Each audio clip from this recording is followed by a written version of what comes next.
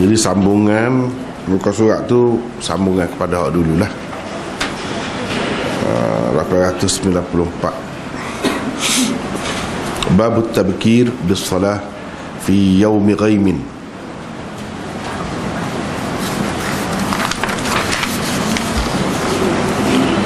وبه قال حدثنا معاذ بن فضالة قال حدثنا هشام عن يحيى وابن أبي كثير عن أبي قلابة أن أبا المليح حدثه قال كنا مع بريدة في يوم ذي غيم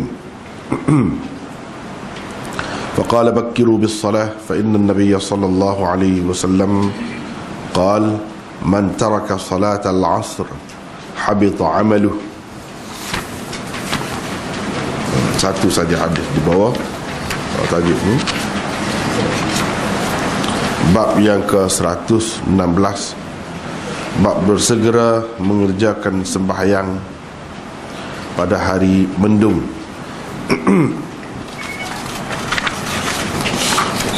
Imam Bukhari dengan sanadnya meriwayatkan daripada Abil Malih,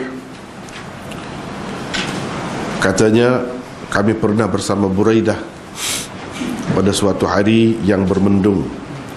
Lalu Buraidah berkata, segerakanlah sembahyang, kerana Nabi SAW bersabda, sesiapa yang meninggalkan sembahyang asar, terhapuslah amalannya. Terhapuslah amalannya. Itu saja hadisnya. Di bawah tajuk 116 ni. Di bawah tajuk 116 ni. Hadisnya ada satu saja. Begitulah cara Imam Bukhari dalam penyusunan kitab dia. Dia selalunya mengambil jalan ringkas. Dia tidak suka panjang-panjang. Itu cara Bukhari. Berbeza dengan Imam Muslim, kerana dia cuba buat mari sebanyak mungkin di bawah setiap bab hadis-hadis yang sahih dan tinggi tahap kesahihannya. Itu dia cuba buat mari beberapa kalau ada, dengan sanad-sanad yang berbeza-beza. Tujuannya ialah nak bagi tahu kepada orang ramai bahawa hadis-hadis yang sahih tahapnya tinggi itu banyak, bukan satu saja, bukan sikit. Kalau kita tengok dalam Bukhari ni, cuba tengok bawah tajuk ni saja hadis, nampak macam sikit. Hadis yang menepati syarat Imam Bukhari itu sikit nampak. Imam Muslim nak menghilangkan kekeliruan tu, sebab mereka ni, Imam Muslim, Imam Bukhari, Imam Tirmizi ni, dia ada kait-mengait. Masa tu lebih kurang zaman. Hak ni tok guru kepada hak ni, hak ni tok guru kepada hak ni, gitulah. Imam Muslim anak murid kepada Imam Bukhari. Imam Tirmizi juga anak murid kepada Imam Bukhari. Jadi Imam Muslim atau Imam Tirmizi, bila dia tulis kitab dia tu, kitab Sahih Bukhari ni sudah ada dah, dia sudah tengok dah. Gapo dia boleh bagi sumbangan untuk mengemaskan lagi, untuk kemas lagi, kuat lagi kitab tok guru dia, iaitu Imam Bukhari. Seperti kita kata saat ni lah, kalau dalam Bukhari ni di bawah tajuk ni misalnya, bukan hal ni saja, lain-lain pun gitu juga. Umumnya dia mengambil jalan ringkas. Ringkas tu lagu mana? Buat mari saja hadis.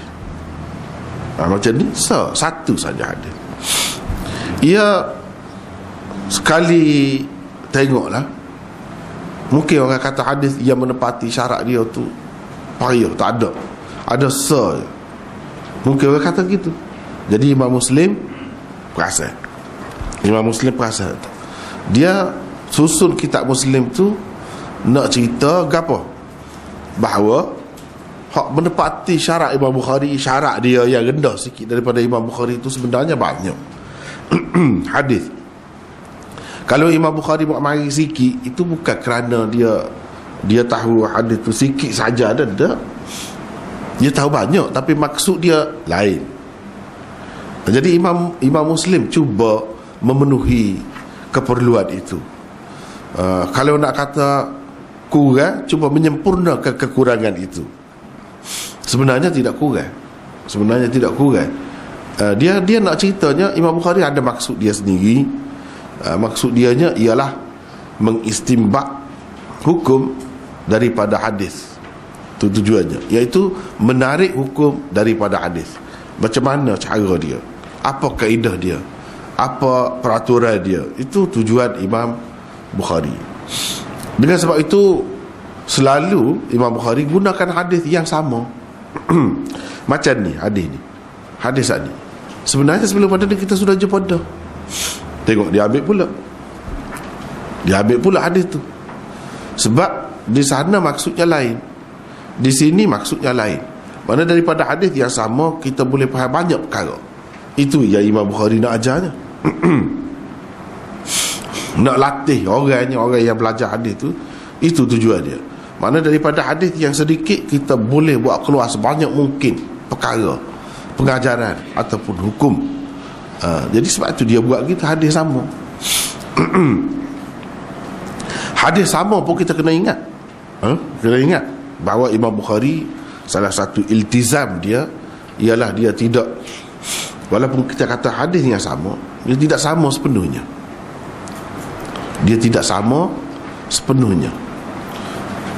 Mesti dia ada kelainan sedikit sebanyak, dari segi lafaznya atau dari segi sanadnya. Misalnya ni, Imam Bukhari ambil daripada tok guru dia Mu'adz bin Fadalah.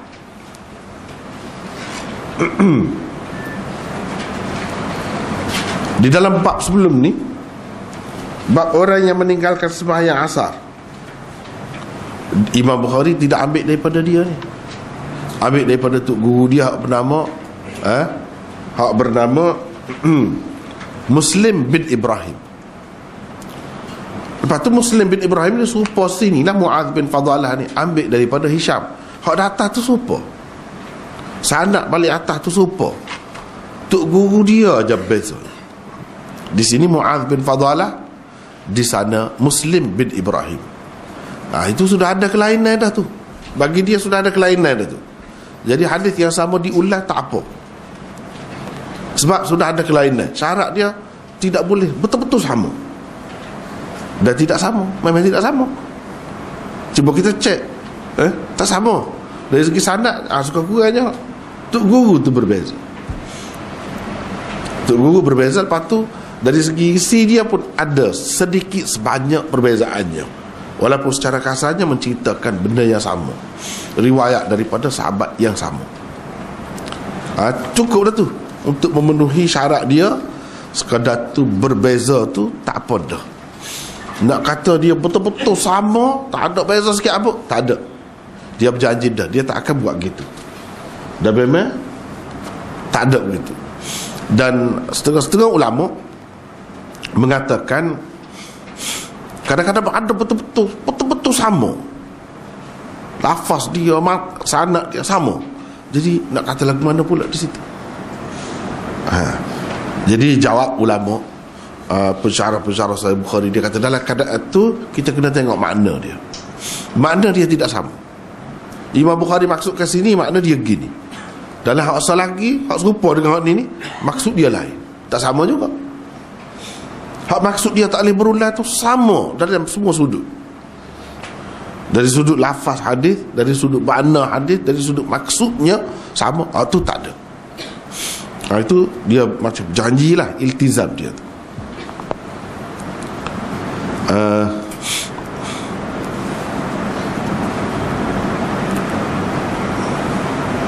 Kalau begitulah kita nampak dia ada, orang kata, kesinambungan di antara usaha-usaha tok guru dengan anak murid. Kita nampak banyak Imam Muslim dia melengkapkan lagi kitab tok guru dia Sahih Bukhari. Umpamanya satu perkara lagi, hak sani satu perkara hak Imam Muslim buat dengan maksud menyempurnakan, melengkapkan lagi cara Imam Bukhari, ialah dia tak berubah tajuk. Dalam Muslim tak ada tajuk, dalam Bukhari ada tajuk. Kenapa dia tidak ubah tajuk? Jadi ulama-ulama antaranya kata sebab ada ketikanya Imam Bukhari dalam Sahih Bukhari ni dia buat bab tanpa tajuk. Bab tanpa tajuk, ada buat gitu. Maksud dia buat bab tanpa tajuk tu ialah supaya pelajar-pelajar hadis ni buat sendiri tajuk. Tapi yang seumpama itu tidak banyak dalam Bukhari. Imam Muslim mari, dia ajar, banyak peluang untuk kita nak berlatih buat sendiri. Dia tak bubuh langsung tajuk. Pandai-pandai kamu sudah habis dah kan Bukhari, belajar dah Bukhari, tinggi tu. Kalau nak kira jauh kita ni kan, dengan maksud dia tu, dengan maksud dia. Tapi sekurang-kurangnya kita kena tahu itu maksud dia. Biarlah kita tak sampai ke situ pun, biarlah kita tak sampai ke situ pun. Dalam ramai-ramai tu ada lah sampai situ. Tapi sekurang-kurangnya kita tahu bahawa ini maksudnya. Di sebalik kenapa tidak ada tajuk di dalam Sahih Muslim. Setengah-setengah orang kata Imam Muslim tak ada buat tajuk. Dia tak ada berapa tajuk. Dia tak ada berapa tajuk sebab mati dulu. Mati sebelum dia sempat menyempurnakan tajuk dia. Ada orang kata tak, bukan gitu. Sebab tadilah dia nak bagi peluang sebanyak mungkin kepada pelajar-pelajar hadis untuk berlatih. Berlatih buat tajuk, iaitu faham daripada hadis apa tajuk yang sesuai dengan hadis yang dia susun molek dah. Hadis tu Imam Muslim susun molek dah, cuma nak buat tajuk je. Memang sesuai, beberapa hadis kena tajuk lain, beberapa hadis kena tajuk lain. Hak tu nampak je lah bahawa memang sesuai dengan tajuk-tajuk yang lain, tapi dia tak bubuh. Tujuannya itulah. Jadi kesimpulannya ada kesinambungan di antara usaha-usaha mereka ini. Kalau Imam Bukhari, Imam Muslim anak murid Imam Bukhari, Imam Tirmidzi anak murid Imam Bukhari, Imam Bukhari itu sendiri anak murid Imam Ahmad, anak murid Imam Ahmad. Imam Ahmad tu kan salah seorang tokoh besar dalam mazhab fiqh pun besar juga, dalam hadis pun besar juga. Dulu kitab Musnad Ahmad tu 6 jilidnya. Orang-orang duduk pakar dulu 6 jilid dia tulis halus. Sekarang ni dengan tahqiq oleh Syekh Syuaib Al-Arnaud sampai 50 jilid lebih orang buat kitab Musnad Imam Ahmad itu sekarang ni. Boleh dapat sekarang dalam perpustakaan kita Darul Kautsar pun ada 50 jilid lebih. Itulah kerja yang pernah Imam Ahmad tinggalkan, disambung oleh muridnya Imam Bukhari. Imam Bukhari walaupun tak ada panjang lah, tak ada bicara panjang kitab dia, tapi dengan adanya sekian ramai pensyarah kitab dia tu jadi banyak jugalah. Jadi banyak jugalah. Seseolahnya dia dah muka 100 lebih syarah dia.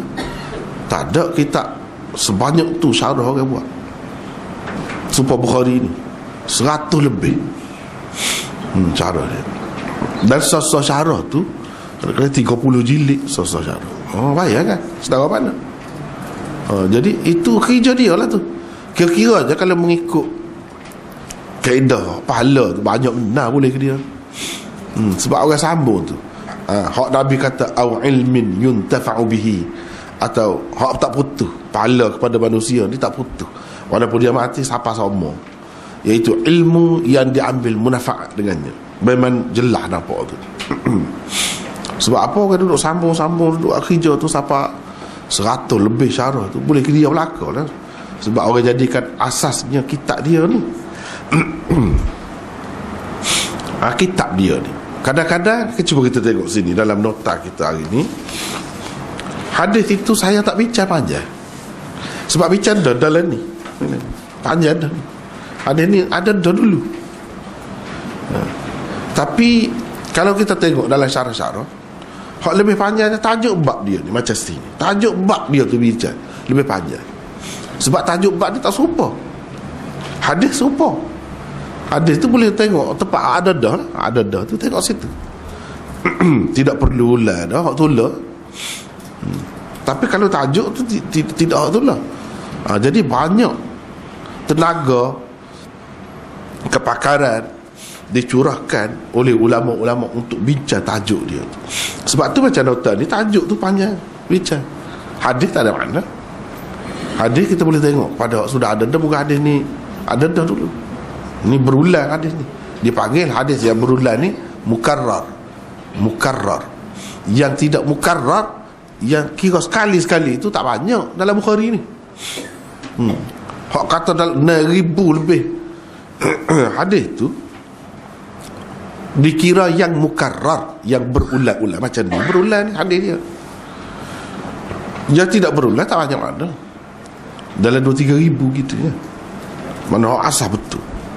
Dalam 2-3 ribu. Tak apalah, kita tengok bab tabkir bis salah fi yawmi ghaimin. Bab bersegera mengerjakan sembahyang pada hari mendung. Pada hari mendung elok molek kita cepat sembahyang. Masuk waktu tu kira yakin masuk waktu selalu. Selalu. Itulah molek pada hari mendung.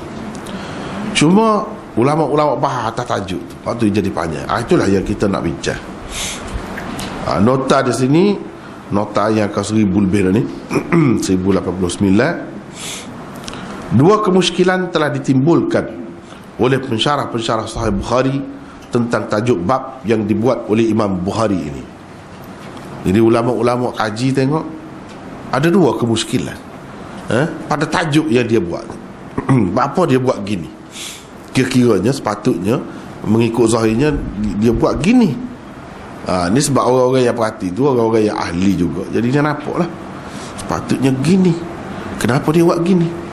Dua kemusykilan. Sekurang-kurangnya satu, tajuk ini lebih sesuai dengan kata-kata Buraidah. Imam Bukhari seolah-olahnya telah beristidlal dengan hadis mauquf, padahal beliau biasanya beristidlal dengan hadis marfu'. Zahir tajuk bab yang dibuat Bukhari tidak sesuai dikaitkan dengan hadis Rasulullah sallallahu alaihi wasallam yang dikemukakan oleh Buraidah selepas berkata bakiru bis salah, segerakanlah sembahyang. Cuba kita perhatikan, Imam Bukhari ni dia buat tabkir, bersegera. Bakara yubakkiru tabkiran, itu masdar kepada bakkara. Di dalam hadis ni kalau kita perhati hadis ni, kata Abu Buraidah bakiru bis salah. Bakiru bis salah. Bakiru itu apa orang panggil fi'il amar kepada bakkar. Mana tabkir tu jugalah bakiru. Tapi hak ni bukan hadis Nabi. Hak ni ucapan Buraidah. Bermakna kalau kita nak panggil hadis ini hadis mauquf. Tajuk yang Imam Bukhari ambil tu, mana landasan dianya, tempat ambilannya ialah kata-kata Buraidah, bukan sabda Nabi. Lepas tu baru Buraidah kata fa inna an-nabiy sallallahu alaihi wasallam qala man taraka salat al-'asr habita 'amaluhu. Tu hak Nabi katanya, man taraka salat al-'asr habita 'amaluhu. Mana ada perkataan Bakara yubakkiru atau pecahan-pecahannya itu. Tabkir itu tak ada di situ. Bermakna Imam Bukhari telah beristidlal, telah berdalil dengan hadis mauquf. Sebab bakiru bis salat itu kata-kata Buraidah, bukan kata-kata Nabi. Jadi hak ni ambil dalam tajuk tabkir itu. Tabkir itu puncanya ialah hadis mauquf. Bakiru bis salat, kata-kata Buraidah. Bukan hadis marfu'. Hadis marfu'nya man taraka salatal asr habita amalu. Itu hadis marfu'. Jadi dalam ni ada dua, satu hadis mauquf, satu hadis marfu'. Imam Bukhari berdalil dengan hadis mauquf. Kenapa begitu? Sepatutnya, biasanya dia berdalil dengan hadis marfu'. Dia tidak berdalil dengan hadis mauquf. Sebab mauquf ni tak berapa kemah, ke mana-mana pun nak banding dengan Nabi sendiri. Sebab ni berhenti pada sahabat, kata-kata sahabat. Kata-kata sahabat boleh jadilah pendapat dia ke, ijtihad dia ke. Itu bendanya. Jadi kenapa Imam Bukhari tak ambil daripada hadis marfu'? Dan hadis marfu' di sini tak ada. Itu perkara kemuskilan. Yang kedua, anjuran menyegerakan sembahyang yang tersebut di dalam hadis 559 di bawah bab ini adalah berkenaan dengan sembahyang asar. Tajuk bab pula menyebutkan sembahyang secara mutlak. Jadi kalau kita perhatikan dalam hadis ni, dia sebut sesiapa yang meninggalkan sembahyang asar, Imam Bukhari kata bersegera bersembahyang. Sembahyang, bukan sembahyang asar, sembahyang. Dalam tempat, kalau kita kira sebagai dalil dia lah, dalil dia tu dalil untuk sembahyang asar, tapi dalam tajuk dia tidak ambil tu, dia pakai umum. Kok mana Imam Bukhari? Kalau kita kata bakiru bis salah,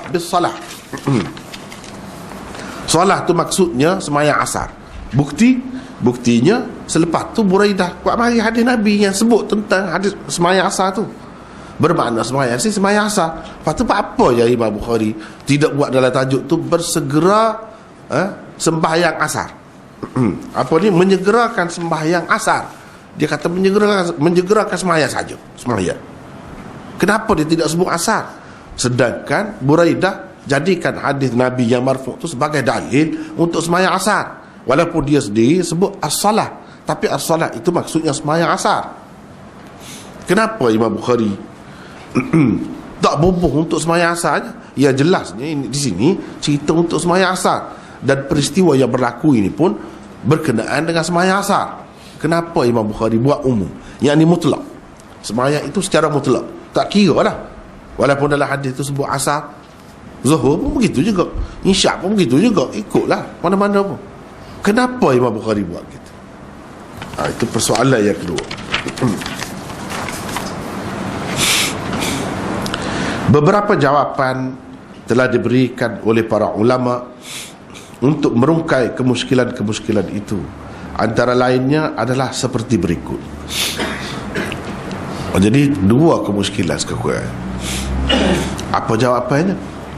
Kenapa saat itu, kenapa tu ada dijawab oleh pensyarah-pensyarah Sahih Bukhari. Jawapan kepada kedua-dua kemuskilan itu menurut Al-Aini. Al-Aini ni Badruddin Aini, di dalam kitabnya Umdatul Qari. Umdatul Qari ni syarah Bukhari lah, 20 jilid. 20 jilid. Jadi dia jawab. Itu kerja syarahnya. Syarah ni dia cuba menyelesaikan, kalau orang kata kemuskilan lah ada di sini, apa penyelesaiannya? Itu tujuan syarah. Dia kata qarinah menunjukkan kata-kata Buraidah bakiru bis salah segerakanlah sembahyang di dalam hadis 559 adalah pada ketika telah masuk waktu asar pada suatu hari yang bermendung. Tujuan beliau berkata begitu ialah supaya tidak terlepas sembahyang daripada waktunya. Secara isyarat dapat difahami bahawa sembahyang-sembahyang yang lain juga begitu. Walaupun ini berkait dengan sembahyang asar, tapi apa maksudnya dia suruh segera tu? Satunya dalam keadaan bermendung, tak tahu bila ni habis waktu tu. Waktu tu sampai ke peringkat mana, masuk waktu makruh dah ke tidak, atau waktu haram sembahyang asar. Boleh jadi berlaku begitu. Jadi oleh kerana nak mengelak daripada keadaan-keadaan tadi, bersembahyang pada waktu makruh, bersembahyang pada waktu yang haram, bahkan mungkin terlepas dah sembahyang daripada waktunya mungkin. Jadi untuk mengelak daripada waktu, Buraidah berdasarkan apa yang dia faham daripada hak Nabi royak tu, iaitu dia suruh buat cepatlah sembahyang asar tu. Bila kita pasti sembahyang asar tu, waktu asar tu sudah masuk, sembahyang selalu. Jadi ini Imam Bukhari faham, dia tidak khusus dengan sembahyang asar saja, sembahyang lain pun lagu tu juga. Sembahyang zuhur misalnya, sama juga bila mendung tu, tak tahu bila habis, ada lagi ke waktu atau tidak. Kalau kita sudah pastikan sudah masuk waktu zuhur, sembahyang selalu. Sebab itu Imam Bukhari tidak buat dalam tajuk tu, dia tidak berhubung sembahyang asar secara khusus. Sebab ini bukan khusus dengan asar, walaupun asalnya peristiwa itu berkait dengan sembahyang asar, tetapi nak jaga sembahyang tu terlibat semua, bukan sembahyang melibatkan sembahyang asar saja. Tengok kebijaksanaan dia tu dalam tajuk at-tabkir bis salah. Bukan dia kata bis salatil asri, tidak, salah saja. Salah tu umum, mutlak. Kenapa dia buat mutlak begitu? Sebab benda yang ditakuti itu ada juga pada sembahyang-sembahyang yang lain. Apa dia yang ditakuti? Terlepas waktu atau masuk dalam waktu yang tidak afdal, boleh jadi berlaku. Jadi kena semua terlepas sembahyang lah, bukan khusus dengan sembahyang asar. Walaupun hadis itu pada asalnya berkenaan dengan sembahyang asar. Imam Bukhari nak cerita kepada kita nak faham hadis ni lagu tu caranya. Jangan nanti sebut kalau sebut sob gitu kita faham sob gitu, jangan gitu. Atau tak nak sebut, kita kena faham berdasarkan isyarat dia, berdasarkan dalalah dia. Makna hak ni lah orang kata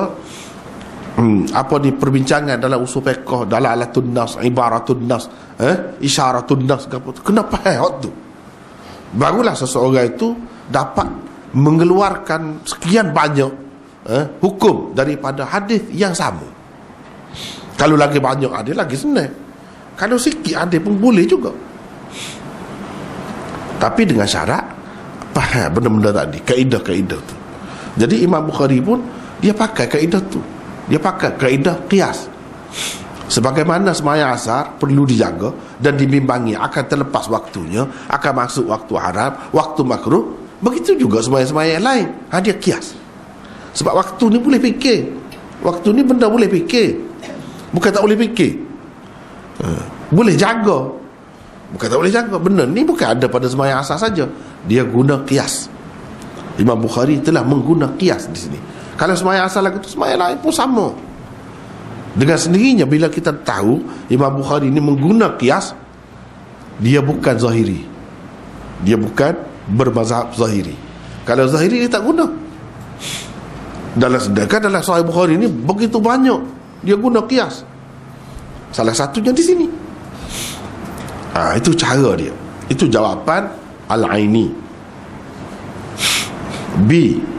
As-Sindi berpendapat barangkali Imam Bukhari memang memaksudkan sembahyang asar sahaja dengan kata beliau at-tabkir bis salah di dalam tajuk bab yang dibuatnya itu. Dalilnya bagi beliau ialah hadis marfu' yang diriwayatkan oleh Buraidah di bawah bab ini. Selain istinbat dan apa yang difahami Buraidah sendiri daripadanya, beliau telah menyandarkan kata-katanya kepada hadis marfu' yang menyusul selepas kata-katanya. Oleh itu, bukan kata-kata Buraidah semata-mata yang dijadikan landasan oleh Imam Bukhari dalam mengadakan tajuk babnya sebagaimana yang didakwa oleh Al-Ismaili.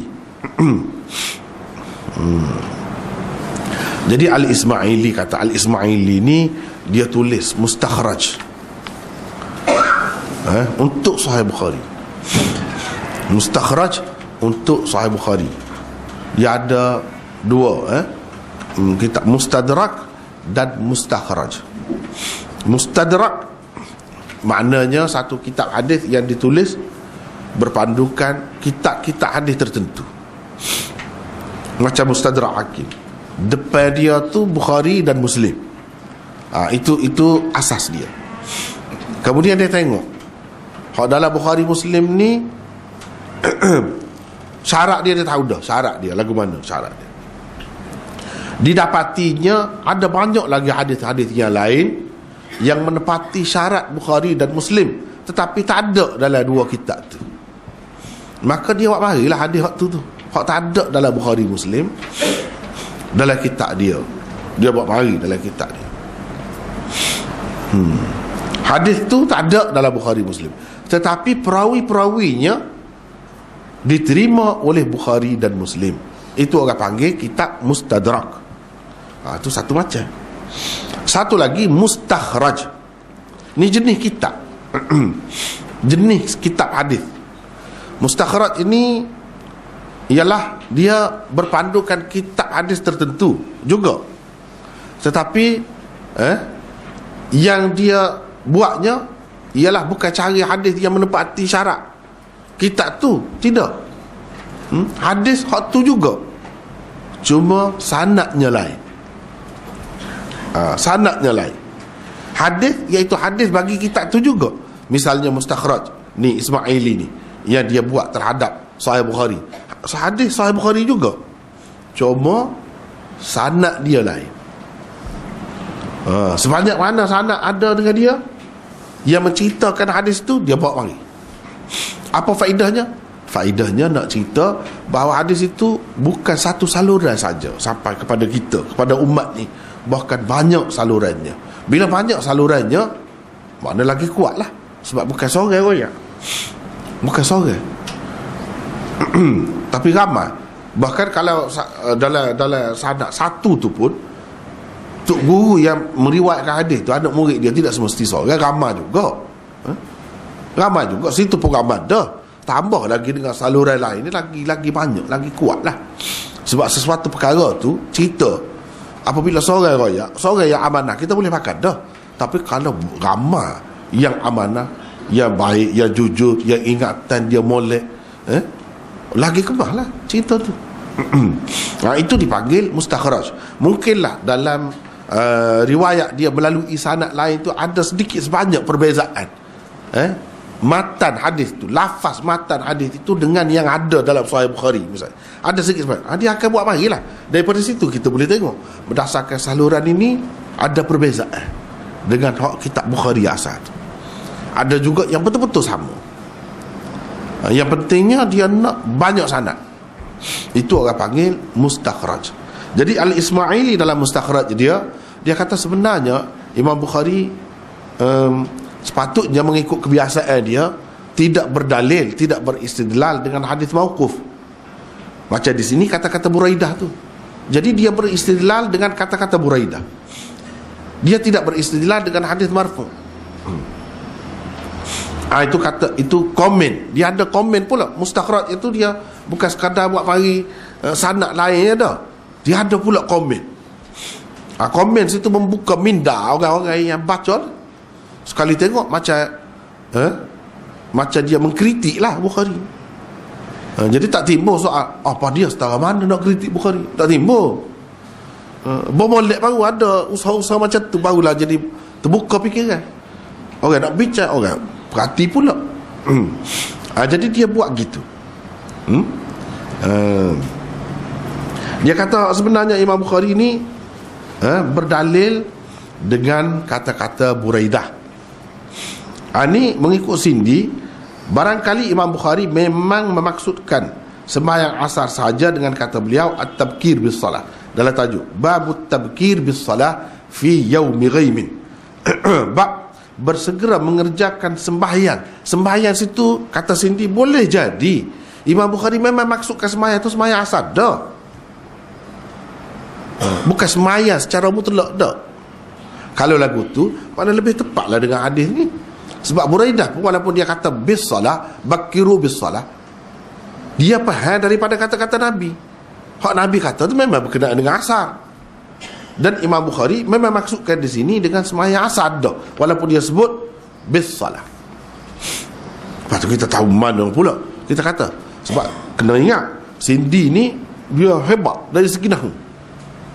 Kalau nak tengok penyelesaian nahu atau sudut pandang nahu, dari sudut pandang tu kena tengok dia Cindy ni Sin ni negeri di Pakistan. Orang sana lah Cindy ni. Sebab kita lah Kelantan, Terengganu, negeri gitu. Cindy orang Cindy. Jadi dia kata boleh jadi gitu. Dia faham mana. Padahal Imam Bukhari tak sebut pun sembahyang asar. Dia faham daripada as-salah. Alif lam sebutir, alif lam tu sebutir. Alif lam tu sebutir tu, alif lam gapo? Alif lam memberi makna sembahyang itu bukan umum. Dia memberi makna khusus. Sebab dia menjadikan sesuatu isim nakirah ma'rifah. Misalnya kita kata madrasatun, sebuah sekolah. Ikutlah sekolah mana-mana, sebuah sekolah. Tapi kalau kata al-madrasatu, ada alif lam. Sekolah tu khusus jadi. Atau sekolah ni khusus dah lah jadi. Jadi khusus lah.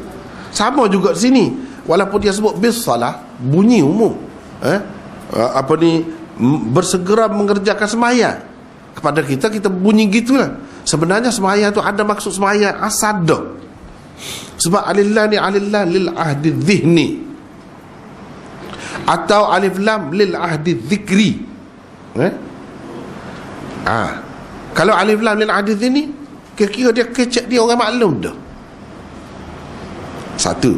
Kalau alif lam lil ahdi dhikri, sebab ada sebut dah di dalam hadis tu tentang sembahyang asar. Jadi sembahyang ni maksudnya sembahyang asar lah.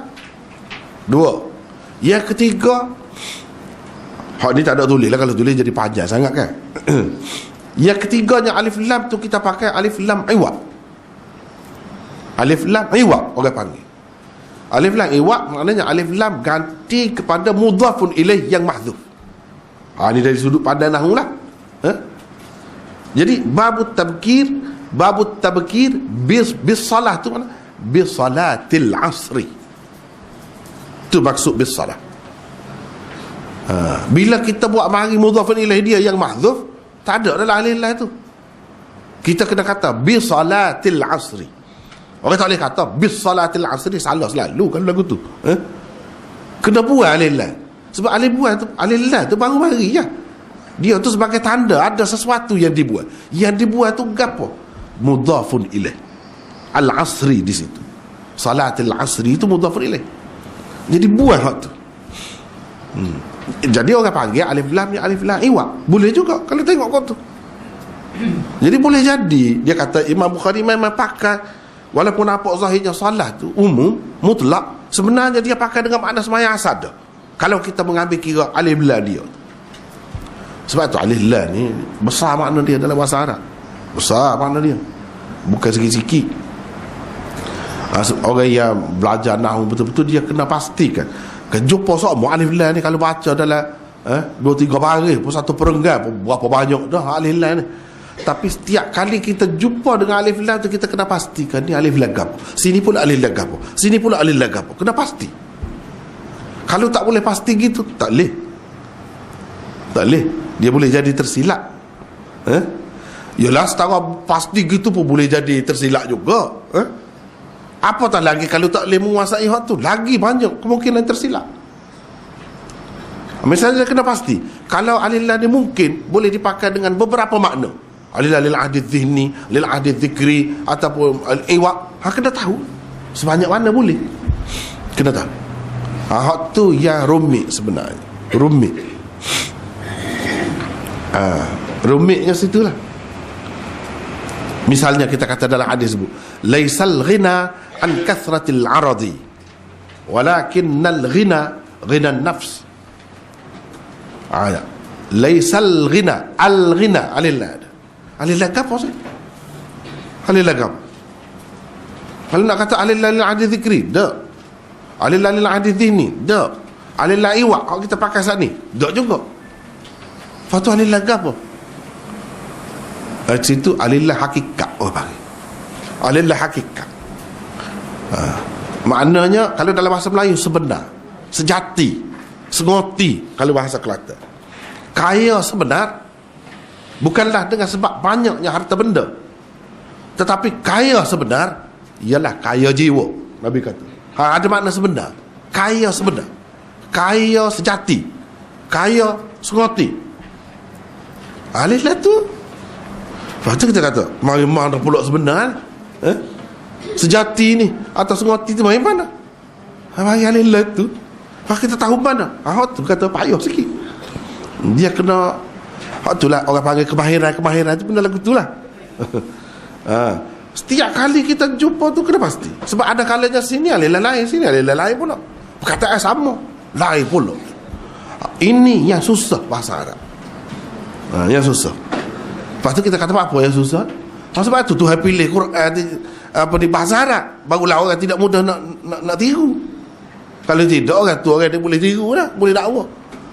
Ni tak boleh, terang dulu nak tahu. Akan ada selalu orang yang komen, tak kemas sini, tak kemas sini, tak kemas sini. Sebab tu Tuhan pilih untuk Quran dia, kalam dia ni bahasa Arab. Sebab memang dia kemas. Orang tak boleh nak tipu mudah-mudah. Kalau buat dalam bahasa lain mudah nak tipu, mudah orang nak putar, nak pusing. Ni tak boleh. Di situ terletak jaminan tu. Terpelihara Quran, terpelihara ke mana? Kita kata dari sudut ni benda-benda gini lah. Misalnya maksud ni. Jadi Cindy kata boleh jadi Imam Bukhari memang maksud solat situ, walaupun dia sebut solat, sebenarnya solat tu salatul asri dah. Lepas tu dia royak gitu je. Cindy royak gitu je. Kita sendiri yang baca tu kena faham lah apa dia royak gitu, dia faham ke mana. Jadi kalau nak royak dia faham gitu tu ke mana? Sebab kita royak tadi alif lam, pada alif lam. Pada alif lam tu dia faham gitu.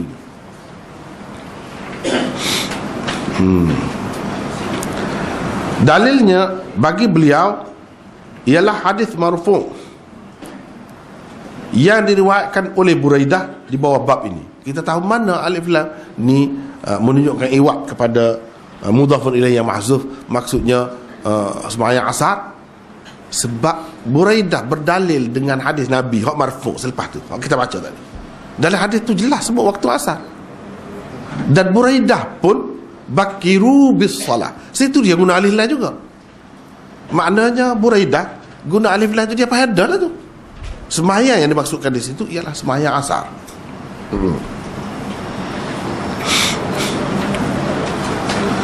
Selain istinbat dan apa yang difahami Buraidah sendiri daripadanya, mana Buraidah faham gitulah. Beliau telah menyandarkan kata-katanya kepada hadis marfu' yang menyusul selepas kata-katanya. Jadi dia kata bakiru bis salah tu maksudnya sembahyang asar. Kita tahu mana dia maksudkan sembahyang asar. Tengok dia amal hadis kan, dalil sebagai dalil supaya sembahyang asar tu kena disegerakan. Dia buat mari hadis Nabi tu, hadis Nabi sebut sembahyang gapo? Sembahyang asar. Jadi sembahyang asar yang dimaksudkan. Lepas tu kita kata ikutlah sembahyang asar kau sembahyang gapo apa ya, sibuk lah. Tidak gitu. Sebab tu dia kata kena faham benda ni. Sebab tu kena faham. Sekurang-kurangnya yang menunjukkan sembahyang asar tu lebih istimewa, lebih penting dijaga daripada sembahyang-sembahyang lain. Betul sembahyang lain pun kena jaga. Sebab itulah hafizu ala salawati was salatil wusta. Kebanyakan ulama dalam hadis-hadis kebanyakannya salatil wusta tu maksudnya ialah sembahyang asar. Mana sembahyang asar tu ada kelainan yang tersendiri berbanding dengan sembahyang-sembahyang lain. Kalau nak kira hafizu ala salawati, sembahyang asar tu masuk dalam itu dah. Tapi apa yang sebut khusus wassalatil wusta, nak menarik perhatian kepada keistimewaannya, ada kelainan dia tu. Jadi kita kena beri perhatian yang lebih khusus.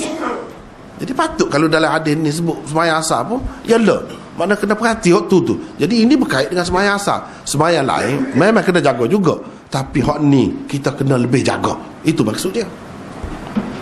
Tak boleh kita kata apa je, ikutlah ke mana-mana. Jangan. Orang macam ni dalam kecek tu kita kena ambil kira benda-benda gitu. Sebab ni Nabi kecek bukan orang biasa. Sahabat-sahabat ni memang bijak, cerdik. Cerdik, luar biasa dia. Dia faham benda-benda gitu.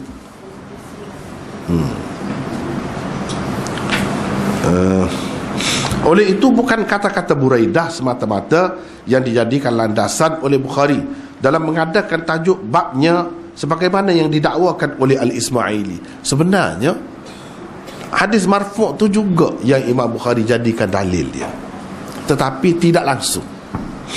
Tak betul. Jadi kalau orang kata Imam Bukhari dalam sini dia semata-mata bergantung kepada hadis mauquf, hadis Buraidah, tak tepat tu. Sebab Buraidah pun sandarkan kata-kata dia tu kepada kata-kata Nabi. Kata-kata Nabi jelas menunjukkan berkenaan dengan sembahyang asar, bukan sembahyang yang lain.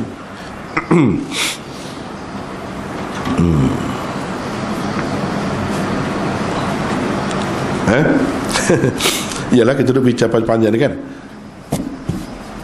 Dia gini, setengah-setengah orang dia kata, apalah duduk mengajar orang apa? Kau gitu mo tu tak pada tu. Pada mengajar pekau Syafi'i ya orang. Ada kata gitu. Sebab tu tidak setuju mengajar lagu ni. Bagi saya lah, itu maknanya merendahkan orang tu kalau lagu tu. Merendahkan orang dan tak sibuk peluang kau orang. Dalam, kalau kita kata apa, dalam ramai-ramai boleh jadi, dalam ramai-ramai ni ada. Lepas tu kita tidak maksudkan ada dalam majlis ni saja. Sebab tu rakan. Orang saya dalam ramai-ramai ni akan ada. Akan dapat menikmati perbahasan ni dan akan dapat menghayatinya, akan dapat menghargainya. Itu yang kedua, dalam majlis ni kalau dia tidak belajar nahwu, dia tidak gitu gini, sekurang-kurangnya tahu kitab-kitab orang panggil kitab Soho, kitab Muktabar, kitab hebat ni, kagum ni, orang semua kagum macam mana benda dia, boleh kita tahu lah daripada perbincangan-perbincangan begini. Yang ketiganya, orang yang belajar benda-benda ni, yang suka benda-benda macam ni, bukan orang kampung sebenarnya, orang mengaji juga. Dia tidak awal sungguh. Dia awal dalam bab ni. Dia tu orang universiti. Dia sudah biasa fikiran dia tu guna untuk ilmu ni. Dia tahu gapo dia istilah, gapo dia bahasa biasa, dia tahu. Dia ahli kimia, dia ahli fizik, dia macam-macam. Dia tu. Jadi orang ni boleh mikir, dia boleh tahu, dia akan menghargai, menilai. Itu bendanya. Jadi sebab tu perlu kepada perbincangan yang macam ni. Kalau nak lagu tu, ya memang ada dah, banyak dah lah. Jadi kita nak bagi lagu lain lah sikit. Yang keempatnya, sebenarnya kita kena buka minda orang dengan cara macam ni. Walaupun mungkin tidak boleh menghayati lah macam perbahasan tadi, tapi dia akan berasa tinggi ilmu agama ni. Mungkin dia akan timbul perasaan nak dapat benda-benda macam ni bukan senang, kena mengaji secara khusus. Maka akan adalah inisiatif, akan adalah mikir macam mana nak suruh anak kita pula, anak cucu kita pula belajar. Bukan benda ni benda senang. Sebab tu kalau kita belajar benda-benda lagu ni, hak tak boleh pergi lah, hak tak boleh pergi, tak boleh, dia tak akan boleh. Dia kena hak terpilih, baru boleh faham benda-benda gini ni. Jadi banyak maksud dia tu, banyak maksud. Dan orang ramai ni hak cerdik-cerdik, biasanya hak mengaji-ngaji jenis gini, dia minat benda-benda macam ni. Memang tahap pemikiran dia tu tinggi. Cuma dia tidak mengaji benda ni ya. Kalau kata tak mengaji, tak mengaji ni, tapi dia boleh menilai tu, dia boleh menikmati, dia seronok. Dia tidak suka aja kita duduk main hak tula. Dia tak suka, dia nak kelainan. Itu realiti masyarakat kita sekarang ni. Orang nak gitu, orang nak gitu. Dan dia nak terbuka, tak tertutup sempit. Sebab apa? Memang kenyataan dunia kita pun terbuka. Sekarang kita nak tutup lagu mana? Tak boleh tutup. Begitu kenyataan. Orang nak yang terbuka. Jadi kalau nak terbuka, bacalah pelbagai kitab. Jangan kitab yang sama. Terutamanya kitab-kitab yang memang diakui kehebatannya. Barulah kita dapat di mana letak kehebatannya. Kalau kita tak pernah tunggu, kita nak tahu mana? Tak tahu, tak akan berasa.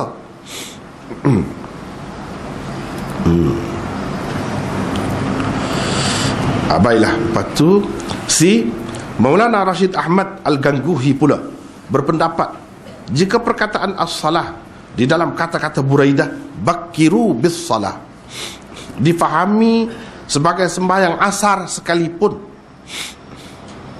ia tetap bersesuaian dengan perkataan as-salah yang dipakai secara mutlak oleh Bukhari di dalam tajuk bab di atas, apabila diguna pakai kaedah qiyas dan kaedah umum hukum kerana umum illat, umumul hukm bi'umumil illah. Dan jika yang dimaksudkan dengan perkataan as-salah di dalam kata-kata Buraidah bakiru bis-salah difahami sebagai mutlak dan ia tidak khusus dengan sembahyang asar, maka lebih-lebih lagi lah ia bertepatan dengan tajuk bab Bukhari. Cuma ia kurang sesuai dengan dalil yang dikemukakan oleh Buraidah, kerana di dalamnya jelas Nabi SAW menyebutkan tentang sembahyang asar. Bagaimanapun jika kaedah yang sama diguna pakai, nescaya tidak akan ada juga pertentangan di antara tajuk bab yang dibuat Bukhari dengan hadis marfu' di bawahnya. Itu kata Rashid Ahmad Gangguhi. Ni orang besar ni, orang besar ni, Rashid Ahmad Gangguhi ni. Dia pun ada buat syarah Bukhari, namanya Lami'ud Darari. Lami'ud Darari itu. Sekarang ni disusun dengan susunan baru.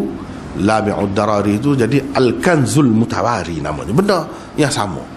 Kalau dulu Lami'ud Darari itu dia tak ada matan Sahih Bukhari itu tak ada, jadi ringkas. Cuma dia ambil hak berkenaan saja, berkenaan hak dia nak syarah itu saja. Jadi hadis Bukhari yang lengkap tak ada. Dia ambil bab, bincang, lepas tu gapo dia hak perkataan-perkataan ataupun ayat yang perlu kepada penjelasan, itu saja yang dijelaskan. Hadis tu sendiri tak mari, tak tahu sanad mana, tak tahu hadis mana. Jadi kitab tu ringkas. Semasa tu cetakan hak Pakistan, cetakan India tu kitab besar yang saya guna, hak tu 3 jilid Lami'ud Darari. Kemudian dicetak di tanah Arab dalam tulisan Arab biasa ni, dia jadi 10 jilid. Hak tu hak 3 jilid jadi 10 jilid. Sekarang ni sudah jadi belah-belah jilid. Al-Kanzul Mutawari itu dengan sebab dia masuk hadis tu, sebab payah kan. Orang-orang yang tak biasa lagi dia payah, dia kena ada lah hadis tu, mana nak bincang hak mana ni. Bincang hadis mana, bincang sanad mana sanadnya. Jadi bila pun masukkan itu, dia jadi lagi tebal. Orang dulu dia kira nak ringkas ya, dia kira hak pandai dah, hak pandai dah. Tak apa, lebih kurang pun dia akan faham, dia akan tahu ni kait dengan hak mana ni. Dia akan tahu. Begitu cerita perkembangan kitab. Jadi Rashid Ahmad Gangguhi dia kata, kena perhati molek dengan ni, halus sikit ni, agak berat sikit.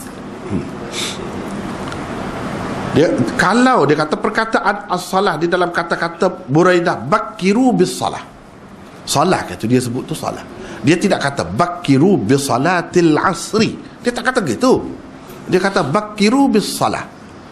Jadi salah tu kita boleh pakai alif lam tu, alif lam jenis boleh. Bila jenis sembahyang, jenis sembahyang ni umum luas. Seperti kita kata innal insana lafi khusr. Al-insan, alillah gapo? Alillah jenis manusia. Bukan kita kata al-insan itu, insan itu mufrad, bukan seorang manusia yang ruginya dah manusia, jenis manusia.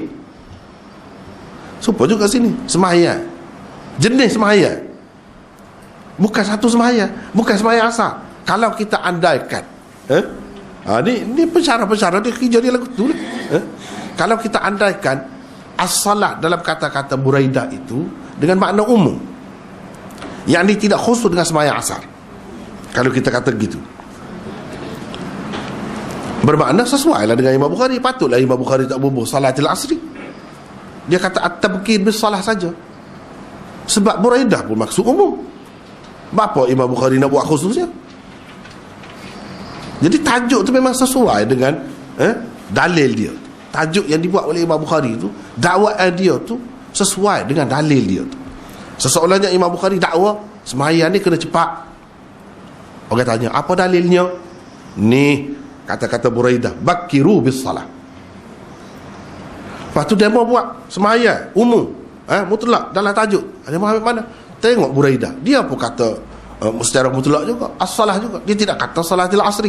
Jadi kalau lagu tu tepatlah saya buat tajuk tu. Di mana tak kena je. Dia bahas tajuk tu. Bahas tajuk. Jadi tepat dah lah Imam Bukhari dia kata as-salah gitu secara umum tu. Sebab Buraidah pun kata as-salah juga, bakiru bis salah. Dia tidak kata bis salatil asri.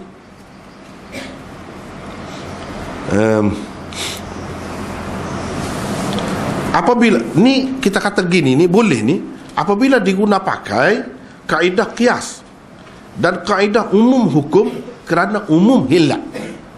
Ini mengikut kaedah fiqh lah, usul fiqh. Umum hukum kerana umum illat. Jadi illat sebab apa yang Nabi suruh sembahyang ataupun Buraidah suruh sembahyang cepat asar ni? Apa sebab? Dengan sebab mendung. Dan akibatnya dia boleh jadi terlepas sembahyang. Boleh jadi kita masuk dalam waktu yang haram, masuk dalam waktu yang makruh, yang tidak disukai oleh agama. Kurang molek lah gitu. Nak mengelak daripada waktu, maka disuruh sembahyang di awal waktu. Benda ni, illat ni tak ada kepada sembahyang lain. Illat ni khusus dengan sembahyang asar saja ke? Tidak. Bila tidak, jadi boleh kita umum lah untuk sembahyang lain pun, walaupun peristiwa dia asalnya berkenaan dengan sembahyang asar, berdasarkan kaedah qiyas dan berdasarkan umum hukum kerana umum illatnya.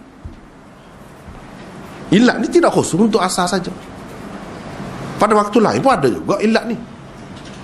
Itu kaedah yang dia pakai. Dan jika yang dimaksudkan dengan perkataan as-salah di dalam kata-kata Buraidah bakiru bis salah difahami sebagai mutlak dan ia tidak khusus dengan sembahyang asar, maka lebih-lebih lagi lah ia bertepatan dengan tajuk bab Bukhari. Kalau kita kata umum, lebih-lebih lagi lah tepat. Kalau kita kata yang tadi tu salah asar pun boleh juga, berdasarkan kaedah tadi, pakai kaedah tadi. Kalau kita kata umum, lagilah sesuai dengan tajuk tu. Itu maksud dia nya. Cumanya kalau kita kata hadis Buraidah tu salah tu dengan makna umum, Imam Bukhari pun pakai makna umum juga, sesuai hadis itu. Cuma Buraidah tu kan, dia kata, dia suruh buat gitu, dia buat bagi dalil hadis Nabi. Hadis Nabi itu tidak umum sembahyang asar. Situ dapat kurang sesuai pula. Jadi macam mana penyelesaiannya? Imam Bukhari sesoalan ini, orang jawab bagi pihak Imam Bukhari, orang jawab bagi pihak Imam Bukhari.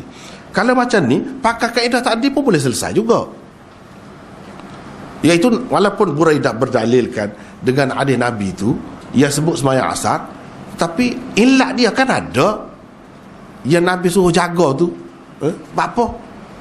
Illat dia tu ada lah juga, iaitu takut terlepas waktu. Sembahyang lain tak ada terlepas waktu ke? Ada. Sembahyang lain tak keliru ke? Boleh keliru juga dengan sebab mendung tadi tu. Jadi bila illat yang sama ada pada sembahyang lain, termasuk juga.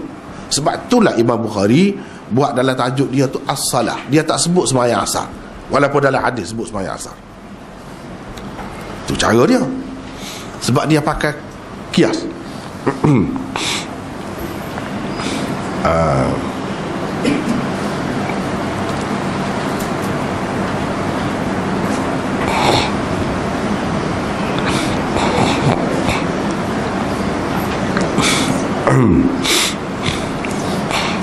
Sembahyang asar.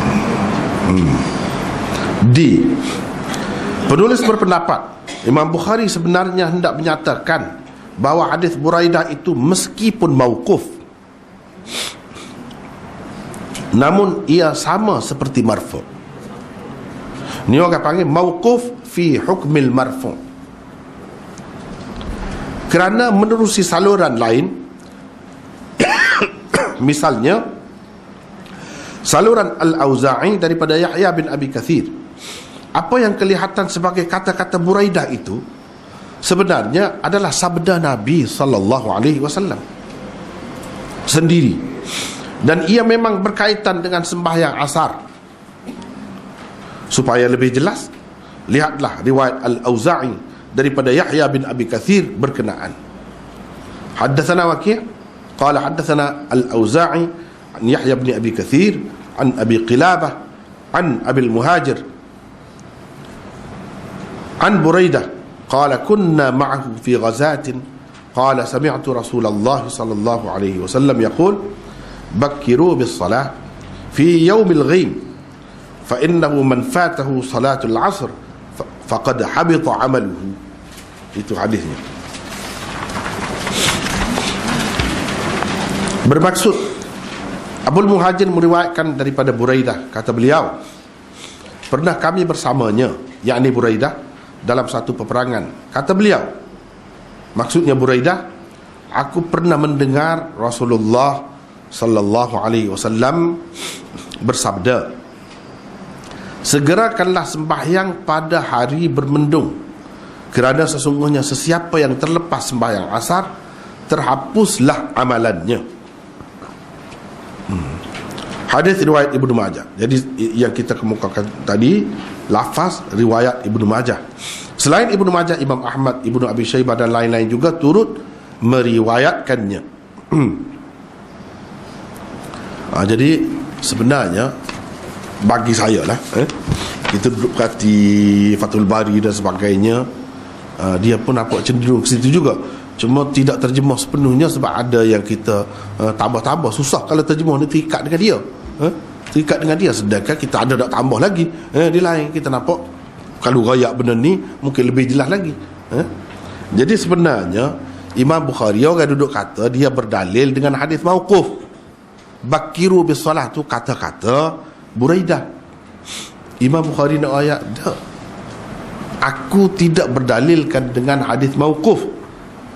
Hadis Buraidah itu, kalau kita andaikan hadis mauquf pun, itu orang panggil mauquf fi hukmil marfu'. Sebab apa? Benda ni dia tak boleh guna akal dia sendiri, mesti dia tahu daripada Nabi SAW.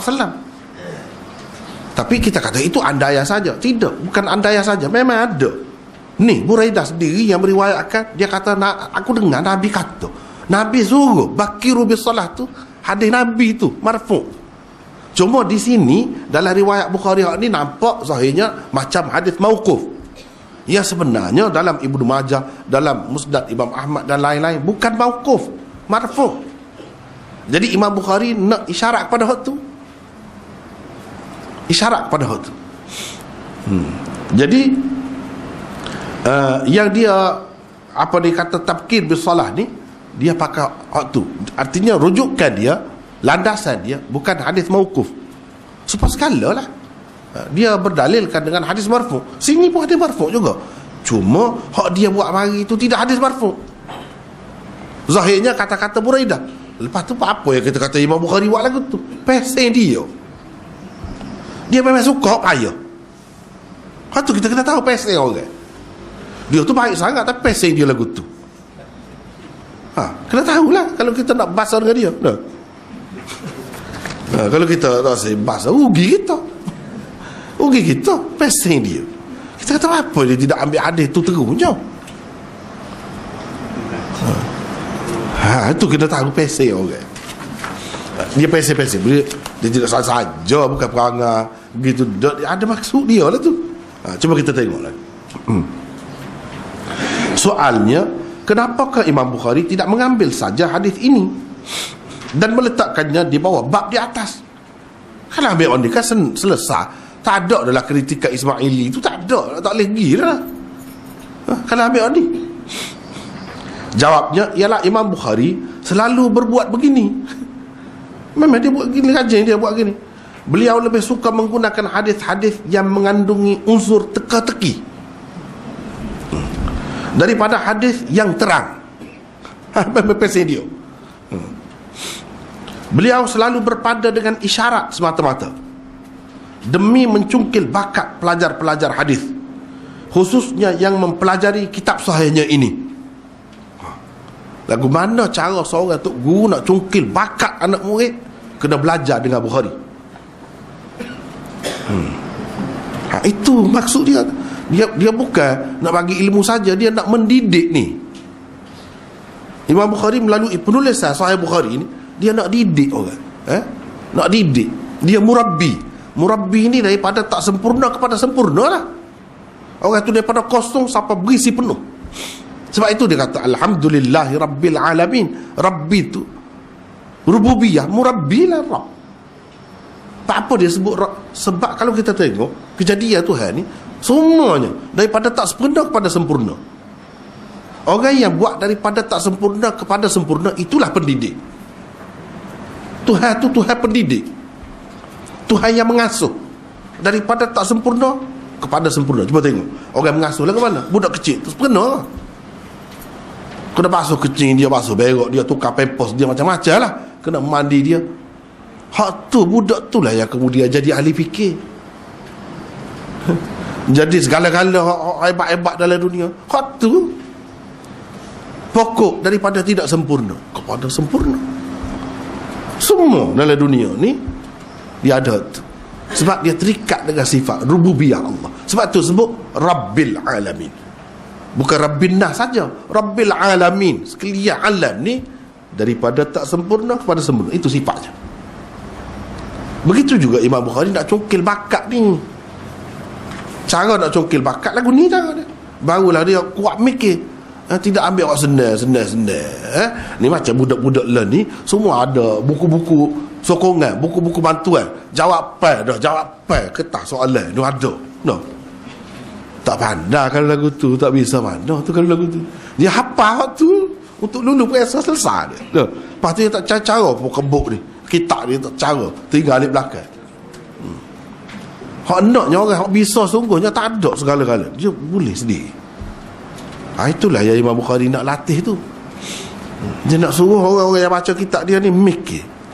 Dia main isyarat-isyarat. Faham lah, kalau tak faham isyarat tak cerdik lagu tu.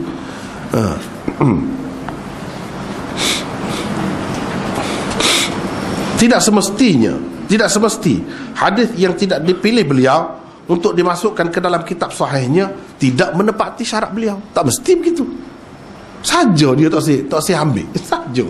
Kita kata apa? Ni tepat menepati syarat dia. Dari apa dia tak ambil? Saja. Sebab tadi kita kena faham gitu. Yang orang kata kitab Sahih Bukhari ni hebat-hebat, dia tengok Bukhari tu lagu tu lah. Kalau baca terjemahan dia, takkan nampak kehebatan dia.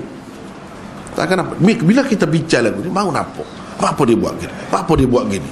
Baru nampak. Sebagai contohnya hadis Al-Auza'i daripada Yahya bin Abi Kathir. Ini kan macam hadis ni Imam Bukhari ambil daripada Mu'adz bin Fadalah, dia ambil daripada Hisham. Hisham ni Hisham Ad-Dasduai.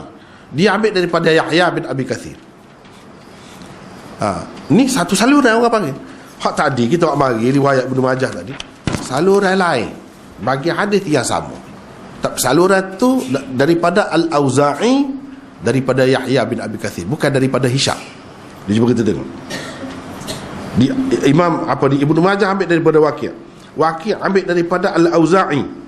Al-Auza'i ambil daripada Yahya bin Abi Kathir. Ni punca. Tapi dalam riwayat ni dia sebut ini kata-kata Nabi, bakiru bis salah, itu bukan kata-kata Buraidah. Hak Buraidah kata kemudian itu sebenarnya lafaz Nabi dah. Cuma zahir dalam riwayat Bukhari ni macam kata-kata dia. Kalau kita tengok riwayat lain, sebenarnya itu kata-kata Nabi dah. Cumanya kita kata tadi, apa yang Imam Bukhari tak ambil waktu selalu. Kalau ambil waktu orang lain bukan dia. Kalau Bukhari bukan lagu tu, Bukhari lagu ni, cara dia.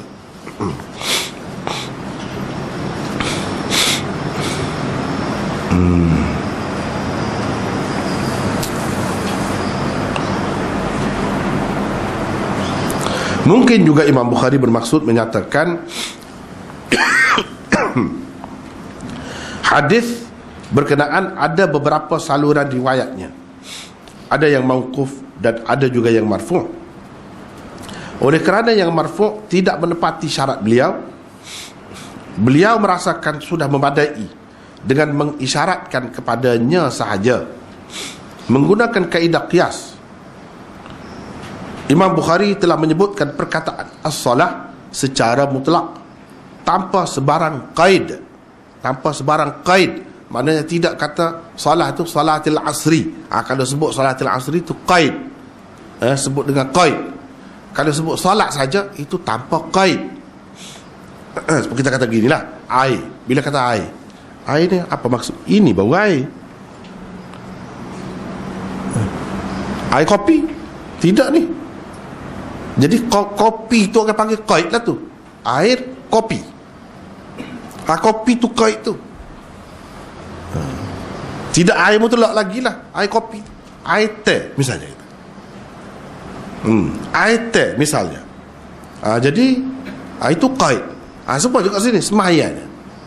Tanpa qaid. Kalau sembahyang asar itu dengan qaid. Sembahyang asar, sembahyang zuhur, sembahyang apa dengan qaid tu. Jadi Imam Bukhari dalam tajuk dia tanpa qaid. Dia sebut sembahyang saja. Kenapa? Sebab dia pakai kaedah qiyas. Walaupun hadis itu berkenaan dengan sembahyang asar, oleh kerana ilatnya sama, jadi sembahyang lain pun sama jugalah. Kena segeralah. Kalau dalam keadaan itu, ini kita kata lebih terasa benda ni kalau kita hidup sampai dulu. Sampai sekarang ada jam kita boleh tahu. Ada dengan kalender, dengan apa nama ni, waktu semaya tu. Tengok jam, tengok kalender, maksudnya ni awal waktu tahu dah lah. Mendung setara mana pun boleh pakai dah waktu. Zaman dulu orang tak ada jam. Tu jadi timbul ni kena tahu latar belakang tu. Walaupun tak ada jam, agama Nabi kita ajar supaya jaga, ambil berat tentang semaya tu. Kalau kita tak ada jam, kena kira kok lain lah, fikir kok lain lah. Kalau hari mendung, kita kena ambil berat. Sebab apa? Sembahyang itu sesuatu yang penting dalam agama kita. Menjaga waktunya adalah menjaga sesuatu yang penting dalam kehidupan kita. Dia nak ayat tu. Kalau kita ada gapo sepuluh zaman sekarang ni lagi mudah. Tak boleh pakai? Boleh pakai. Boleh pakai. Sebab dalam masalah fiqh ni, dia pada umumnya zanniyat. Zanniyat tu boleh pakai dah. Zanniyat ni berat balik iya. Maksudnya iya ni berat balik iya dah. Ni maksud dah ni kita pakai jam, kita tak tengok matahari. Kalau tengok matahari tu baru betul. Baru tengok apa nama ni yang menentukan waktu sebenarnya. Kita duduk dalam bangunan tak payah tengok matahari, kita tengok jam. Boleh pakai dah dari segi fiqh. Dari segi hukum hakam ni boleh pakai dah. Ataupun kita kata berdasarkan kebiasaan kita kadar kelajuan itulah, kelajuan yang tertentu kita baca Quran. Antara maghrib, kalau masuk terus maghrib, kita sembahyang maghrib, lepas tu kita sembahyang sunat, lepas tu kita baca Quran, dan sebanyak mana 1 juz misalnya, masuklah waktu isyak, biasa je.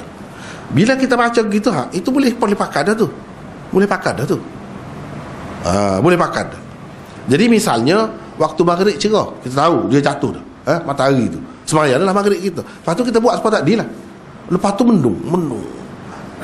Tak dapat kau satu lah masuk ke tidak ni waktu isyak. Sebab kalau waktu isyak ni dia hilang syafaq, kita boleh tengok syafaq merah tu di sebelah barat lah. Kalau kita di sebelah barat tu hilang waktu, masuklah waktu isyak. Tak nampak dah dah mendung. Jadi kita tengok, misalnya kita ngaji Quran tadi, mengikut kebiasaannya sedang molek kalau sejus tu, kita kira maya awal waktu lah. Gitu. Yang pentingnya kena jaga, ikutlah apa cara. Jadi orang zaman dulu macam-macam cara dia nak jaga tu. dengan biasanya dia buat amalan-amalan tertentu, selama tu dia buat tu, masuklah satu-satu waktu, dia boleh tahu dengan cara begitu. Kalau kita sekarang ni senang banyak perkara dah lah, sebab ada jam ke apa tu.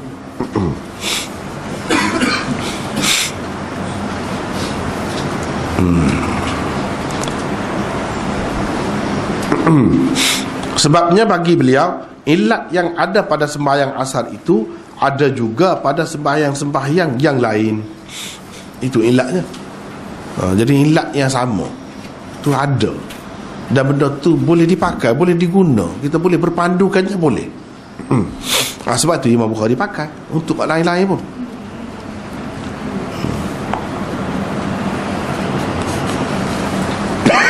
Dan sampai bila-bila pun orang duduk pakai ni. Kias. Misalnya memabukkan. Bukan arak saja memabukkan, menghilangkan akal. Hak lain, hak tak ada nas, tak ada dalam Quran, tak ada dalam hadis. Kalau ada ilat itu, ilat. Ya agama ni mengharamkan arak tu apa? Sebab hilang akal. Dia bercanggah dengan prinsip asas agama. Nak jaga akal. Tu, nak jaga akal. Tiba-tiba jadi hilang akal. Tak silap tu. Tak molek hilang akal ni. Hak hilang akal ni gila lah. Itulah guru dia lah. Nah, guru dia. Jadi tak silap tu. Tak silap. Jadi sebab itulah diharamkan arak. Lepas tu benda lain, arak saja kah? Kau hilangkan banyak lagi, setengah-setengah, lebih dahsyat lagi. Jadi tak boleh jugalah. Walaupun tak ada sebut dalam Quran, dadah tu misalnya, tak ada sebut dalam hadis pun, supa. Sebab apa? Ilat dia tu sama. Hukum ni dia mengikut ilat. Hukum-hukum ni dia mengikut ilat. Jadi ilat yang sama ada. Sama juga sini. Ilat sama ada. Apa ya tak boleh untuk sembahyang-sembahyang lain, untuk waktu sembahyang lainnya. Walaupun dalam hadis ni sebut sembahyang asar, tapi ilat tu sama. Ilat bagi perintah disegerakan sembahyang asar itu ada juga pada waktu-waktu sembahyang yang lain. Oleh itu kita boleh pakai, Imam Bukhari pakai lah ni. Jadi begitu juga pengajaran kepada kita tentang masalah-masalah lain pun sama. Jadi atas dasar ilat lah. Jadi benda ni kalau ilat tu jelas, nampak, boleh kesan, kita boleh pakai ilat tu. Walaupun dalam perkara ibadat, dalam perkara ibadat kalau jelas, misalnya kita kata beras, padi, zakat padi, tak ada zaman Nabi. Dia tak tanam padi pokok dia. Gandum je ada. Gandum ada. Lepas tu apa ya orang kita ni kena juga zakat padi, beras. Sebab dia makan ni. Serupa tu sama kenyang. Orang kita kata Melayu lah, orang Melayu yang makan nasi ni serupa dengan orang Arab makan gandum, makan roti, sama-sama mengenyangkan.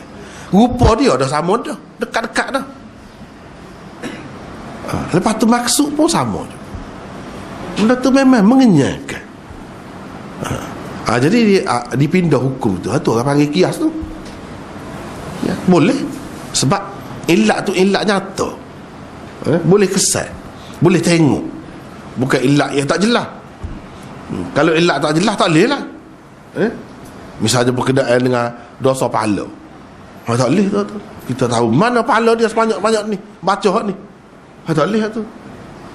Hak tu tak boleh nak fikir dengan akal tu waktu tu. Tak boleh kias lah lagu tu. Kita tak boleh kata dah moga kan kelebihan kalau baca surah ni gini-gini, jadi kalau baca selawat ni boleh lah kelebihan. Tak boleh lagu tu.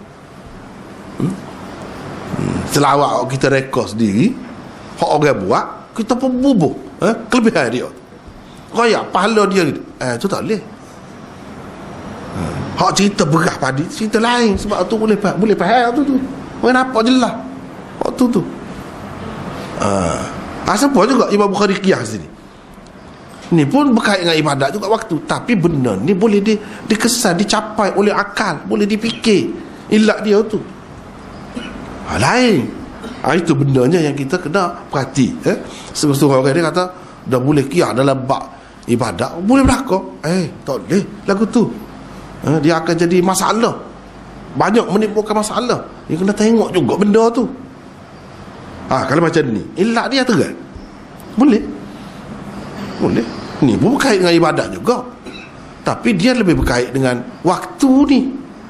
Waktu. Orang kafir, orang tidak nak sembahyang pun dia nak tahu juga waktu. Dan dia boleh tahu juga, boleh kesal walaupun dia tidak Islam pun. Benda jelas, benda nyata. Lain waktu tu. Tapi kalau berkenaan dengan dosa, dengan pahala, tak boleh. Berkait dengan benda-benda lagu tu. Orang panggil mengada-ngada lah dalam agama, mengada-ngada. Walaupun memanglah selawat tu ada kelebihan dia, memang tak nafi. Tetapi tak sah duduk tambah-tambah, duduk royak kata pahala dia sekian-sekian, bahkan lebih lagi daripada baca Quran itu. Berdoa lalu benda tu. Berdoa lalu jadi punah agama kalau lagu tu. Jadinya kesan dia jadi lagu mana? Orang tinggal Quran baca tu. Ini punah, tak boleh lagu tu.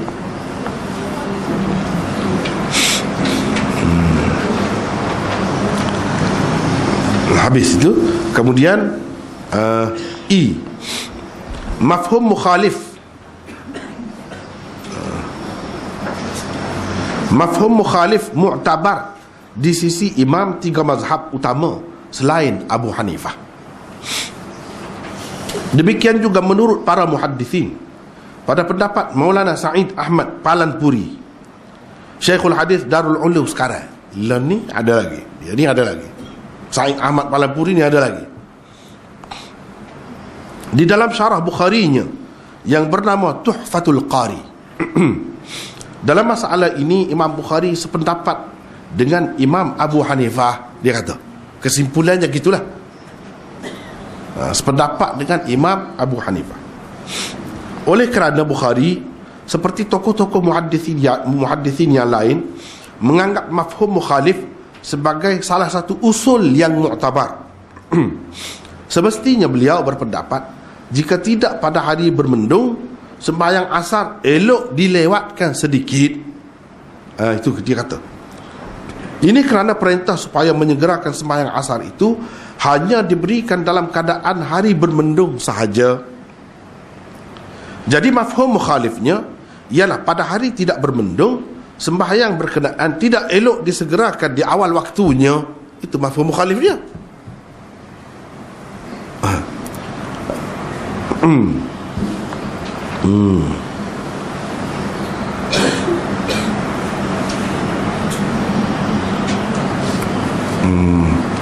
Bagi penulis, pendapat Maulana Sa'id Ahmad ini kurang tepat. Di bawah bab waktu asar yang lalu, penulis telah membincangkan tentangnya dengan agak terperinci.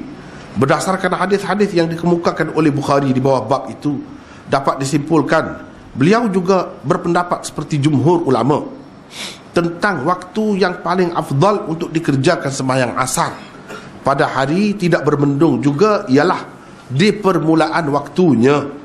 Sila lihat perbincangan itu pada nota 941. Kita sudah bincang dah sana. Kita tak boleh ialah itu pendapat dia, tak apalah. Dia telah bagi pendapat dia, dan dia orang hebat, tak apa. Tapi saya tak berapa setuju dengan dia tu. Sebab dia ambil situ saja pendapat Imam Bukhari ni, tak kena gitu. Semata-mata babut tabkir bis salah. Tabkir tu salah, termaksud salat asar segera. Itu dalam keadaan mana? Dalam keadaan hari bermendung. Kalau tidak hari bermendung, bermakna semaya tu molek dilewatkan, tidak molek disegerakan. Itu mafhum mukhalif. Mafhum mukhalif ni mafhum sebaliknya. Mafhum sebaliknya. Jadi ni segerakan semaya tu elok pada waktu hari bermendung. Maknanya pada hari tidak bermendung Nabi tak suruh gitulah. Dia buat kesimpulan gitu. Jadi mafhum mukhalif itu mu'tabar di sisi imam 3 mazhab, Malik, Syafi'i, Ahmad, pakai belakang mafhum mukhalif. Muhaddithin termasuk Imam Bukhari pun pakai juga.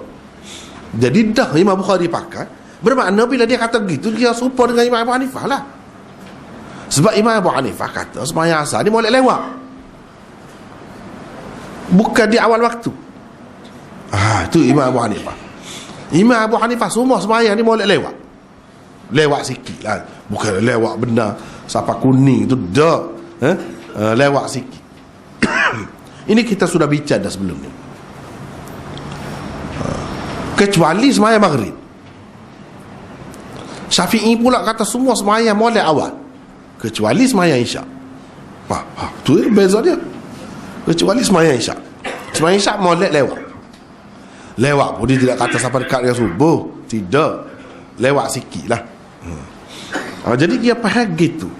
Kita nak faham pendapat seseorang ni tak boleh ambil kesimpulan gitu saja. Iyalah, itu satu cara. Kena tengok juga tempat lain, khususnya di tempat waktu asar tu bermula bila mengikut Imam Bukhari. Kena tengok sana. Ini kena tengok pada nota 941. Kalau kita tengok sana, Imam Bukhari tu amari serabut hadis-hadis yang menunjukkan sembahyang asar ni molek sembahyang lewat. Dok. Hak dia amari semuanya hadis-hadis yang menunjukkan sembahyang asar molek di awal waktu. Menunjukkan dia berpendapat begitu. Itu caranya. Jadi kadang-kadang ni ulama dia berbeza pendapat. Imam Bukhari ini sebenarnya pendapat dia lagu mana dalam masalah ni. Ada kata gini, ada kata begini. Ya, ada juga khilaf. Ada juga yang semua sepakat memang Imam Bukhari berpendapat gini, semua terima. Itu kenyataannya.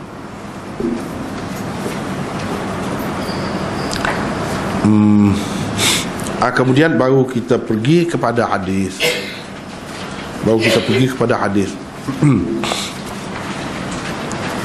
Hadisnya kata dia, kami pernah bersama Buraidah pada suatu hari yang bermendung. Lalu Buraidah berkata, segerakanlah sembahyang. Kerana Nabi SAW bersabda, sesiapa yang meninggalkan sembahyang asar, terhapuslah amalannya. Kita ada nota di situ. Buraidah dalam peristiwa ini memimpin satu pasukan tentera. Tidak dapat dipastikan di mana berlakunya peristiwa ini, tak dapat dipastikan. Tapi yang jelasnya peristiwa ini berlaku selepas Nabi tak ada. Selepas Nabi tak ada, dia pergi perang. Dan dia ni adalah sahabat yang terakhir meninggal dunia di Khurasan. Khurasan ni dulu luah, wilayah dia tu masuk Afghanistan tu semua sekali Khurasan. Lepas tu macam Bukhara apa tu Khurasan dalam Uzbek, dia dekat-dekat tu Uzbekistan. Iran, sebahagian daripada Iran tu masuk juga dalam Khurasan, dan sebahagian daripada Pakistan tu masuk juga dalam Khurasan dulu. Sebab dunia ni kan dia berubah, peta dia berubah semua. Peta dia berubah. Dia berubah. Tu perang. Tahu-tahu dua negeri jadi. Peta berubah lah pula. Gitulah dunia ni. Memang gitu daripada dulu ni. Mana ada peta Israel dulu? Lah ni ada lah. Ada peta. Ada. Adalah peta Israel. Dulu tak ada. Satu buku yang buku peta dunia, ditulis oleh apa nama dia tu, Dr. Mu'nis itu, orang Mesir dulu, almarhum Ustaz Labib. Dia duduk fikir siapa dia nak buat kitab ni, hak benda Sabah.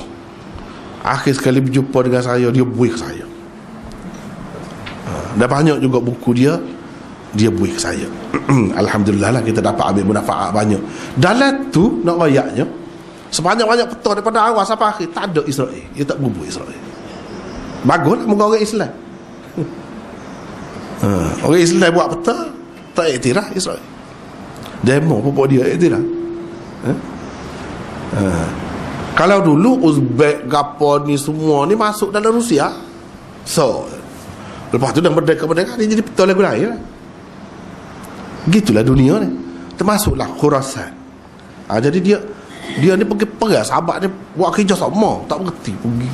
Tak tahu mana ni, tidak dapat dipastikan. Cuma sebut dia ni sebagai amir, yang ni ketua dalam pasukan tentera pergi perang tu. Pernah berlaku ginilah peristiwa ni.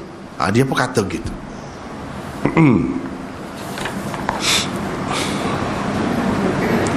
Khurasan dulu, zaman dulu tempat kita ni kan, ilmu hadis ni dibawa oleh seorang syekh yang terkenal, Tok Khurasan. Kita panggil Khurasan tu lah.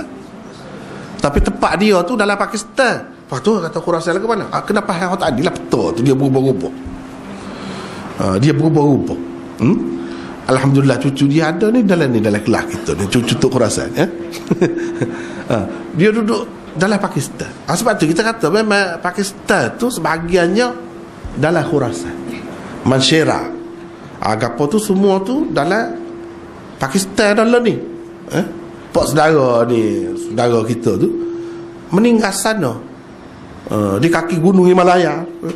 Sebab tu Khurasan ada tanah dia sana. Ada tanah dia duduk sana, dah tak balik mari sini. Tak balik mari sini dia tu. Pergi asalnya duduk sini. Pergi sana belajar di Dioban, pergi sana tak sekelik. Duduk sana pakai mati sana. Ini Khurasan. Jadi dia pergi tu, dia sahabat yang terakhir meninggal di Khurasan. Pergi ke sana jauh pasal apa? Nak bawa Islam. Bawa Islam, pergi perang. Bawa Islam. Pergi perang. Jadi hadis ni panjang perbincangannya. Perbincangan tentang hadis ini telah pun berlalu dengan panjang lebar di bawah bab orang yang meninggalkan sembahyang asar. Lihat nota 968 dan 969. Cuma di sana Imam Bukhari meriwayatkannya daripada Muslim bin Ibrahim. Lafaznya juga tidak banyak berbeza. Jadi saya bawa ni, dulu kita jadah ni. Panjang dah. Di sini ada ini hadis yang ke 520 dulu. 520.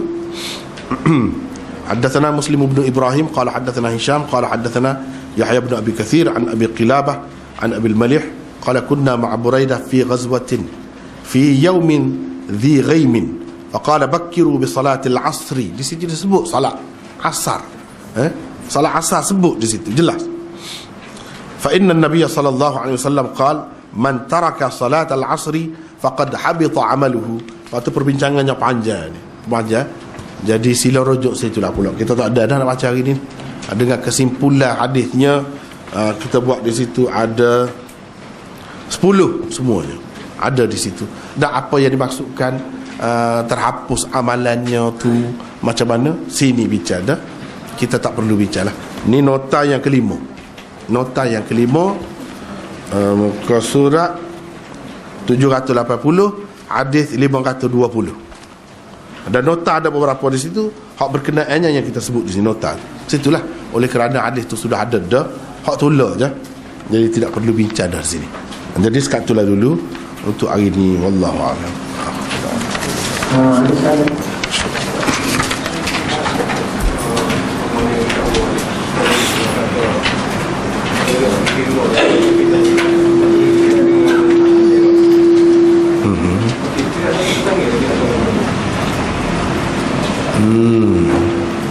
Mana tu?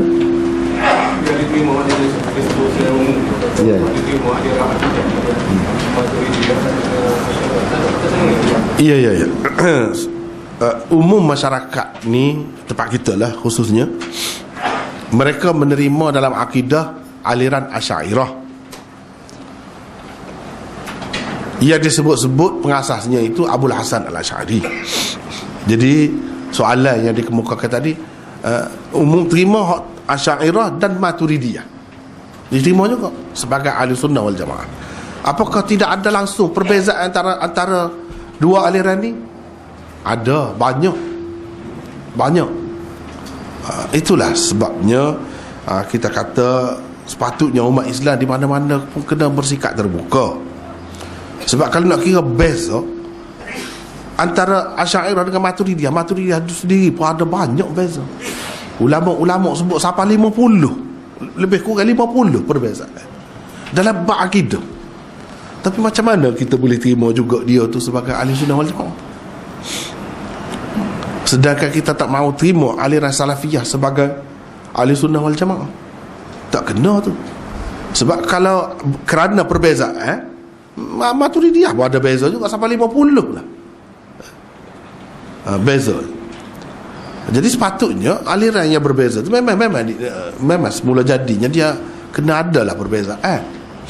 Dan dengan sebab perbezaan itu tak sepatutnya berlaku tuduh menuduh ataupun masing-masing saling mengeluarkan golongan yang berbeza daripada ahli sunnah. Itu tak kena lah. Dan kita insya-Allah akan ada seminar, akan bincang hak ni secara khusus. Jadi rasanya situlah kita bincang apa benda yang berbeza tu, setara mana berbeza, dan kenapa boleh berbeza, apa garis panduan yang kita kena pakai. Beza lagu ni walaupun dalam akidah tak apa lagi, tidak jadi sesat, tidak jadi terkeluar daripada ahli sunnah, apalagi nak kata terkeluar daripada Islam, lagilah tak boleh. Jadi apa bendanya, garis panduan itu perlu kena tahu. Ramai orang kita tak tahu. Kadang-kadang orang ngaji pun dia tak tahu juga benda gini. Hak tu jadi bercelaru tu. Jadi bercelaru, jadi tuduh menuduh satu sama lain. Padahal adik-beradik tak kena adik-beradik. Sepuluh orang learn ni lah. Orang learn ni kan jadi tak ada hubungan. Sepuluh orang zaman itu dah 3 pupu tu baik lagi. Gimari lagi. Zaman learn ni sepupu tak kena. Anak Zara boleh jadi tak kena. Tu boleh jadi macam-macam lah. Boleh jadi dengan sebab tak kena tu. Dengan sebab tak kena tadi boleh jadi macam-macam. Dengan sebab itulah kita kata tak boleh lah lagu tu. Apa lagi ia jadi lebih menegangkan keadaan lagi sebab ada pihak-pihak yang melampau. Alik tu alik ni pun ada sebenarnya. Ada tu jadi semakin tegan, jadi masalah. Jadi keadaan kita hak semoleknya biar kena lah, biar jadi tenang, jangan ada suasana tegang. Dan tuduh menuduh itu satu keadaan yang tidak sihat sebenarnya dalam masyarakat Islam, merugikan. Berarti kita mengkokohkan kita orang Islam ni kau ramai ni, kokohkan orang Islam kau sikit. Nampak ramai dah rupanya tidak Islam ramai. Tak boleh lagu tu nyanyi. Jadi gitulah. Tu kita akan insya-Allah bincangkan dengan lebih terperinci dalam majlis itulah insya-Allah.